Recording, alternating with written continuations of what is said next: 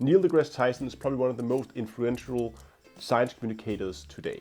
And while there can be no doubt about his contribution to promoting science, he has also been involved in quite a few controversies, from rap battles, Twitter feuds, and there's even been a number of sexual misconduct charges against him. Neil deGrasse Tyson was born on October 5th, 1958. His father worked as a human resource commissioner for the New York City mayor, and his mother worked for the US Department of Health. So his family was definitely doing pretty well. He grew up in the Bronx, but his interest in astronomy really only started at the age of 9 when he visited the Hayden Planetarium. In a 2010 interview with Stephen Colbert, Neil recalled that, "So strong was that imprint that I'm certain that I had no choice in the matter, that in fact, the universe called me." During high school, Tyson attended courses at the planetarium, and this is where he met one of the professors there and had a very enthusiastic teaching style mixed in with a bit of humor. And this is actually what inspired him to be a communicator, to go out and communicate information about the universe to others in the same way that that professor did. He actually began giving his own lectures at the age of 15, and this is where he began to make a name for himself in the astronomical community. And this even attracted the attention of Carl Sagan, who tried to recruit Tyson to the University of Cornell.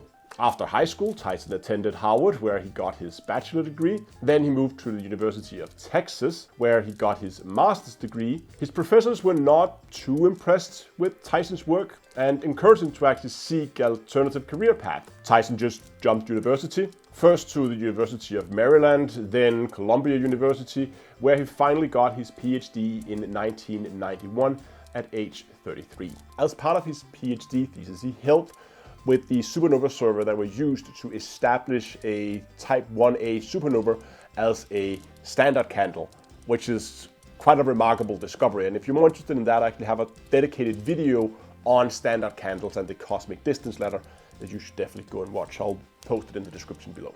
After that, he began his scientific career. He returned to Hayden Planetarium, where it all started so many years ago, as a staff scientist in 1994. He became director of the planetarium 2 years later in 1996. And it seems at the same time he also worked at Princeton University, where he published articles until 2008. As I was researching this video, I was looking through the articles that he published, and there was actually a really interesting one from 1994 about the optimal exposure times for sky flats. So if you're interested in astrophotography, there's actually some interesting information in that article. Dr. Tyson here decided, instead of continuing, while he still worked at the planetarium, he was still publishing articles, he was definitely, it seems to me at least, more interested in the communication side of it, to make like an influencer career out of it, if you will. And this is where the controversies begin. Some of them are minor and probably a little amusing. There is a rapper called B.O.B. who's apparently also a flat earther. And he was one day just going on like some kind of Twitter rampage and was just posting flat earth facts left and right. I think I counted more than 60. Neil deGrasse Tyson just began replying to several of them, and this started a long discussion back and forth between the two that lasted for days. All right, listen, B.O.B., once and for all. It's a fundamental fact of calculus and non-Euclidean geometry. Small sections of large curved surfaces will always look flat to little creatures that crawl upon it. And while this is funny and maybe just a little amusing, I don't think a lot of people got annoyed with it, other than maybe B.O.B., I don't know. But there has definitely been other times where people are getting more angry with him. For instance, there's a quite famous tweet by Neil deGrasse Tyson where he says, "The leap day is misnamed. We are not leaping anywhere. The calendar is simply and abruptly catching up to the Earth's orbit."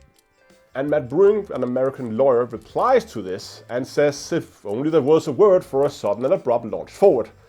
I found this quite amusing, and so did a lot of others. This tweet has been shared on the various meme sites so many times. But it's these kind of a little stupid tweet where he rants about random things that sometimes get people a little annoyed with him. A slightly more serious one was following two mass shootings in the beginning of August 2019, where Neil deGrasse Tyson posted this. In the past 48 hours, the USA horrifically lost 34 people to mass shootings. On average, across any 48 hours, we also lose 500 to medical errors, 300 to the flu, 250 to suicide, 200 to car accidents, 40 to homicide via handgun. Often, our emotions respond more to spectacle than to data. And while this tweet is factually correct, it is, at the very least, very insensitive to the people who may just have lost a loved one to kind of downplay it a little bit. And he eventually also went out and apologized for the tweet afterwards. I think the most serious allegations is probably the sexual misconduct charges. That the whole thing started in 2014 when the musician Tykea Ahmed, who actually was a graduate student at the University of Texas together with Tyson back in '84, accused him of drugging and raping her while they were studying at the university. Those allegations got some public attention in 2018, and following that, multiple other women came out with similar allegations. One of them were Ashley Waston, who was his assistant on the show Cosmos that Neil deGrasse Tyson was shooting together with National Geographic.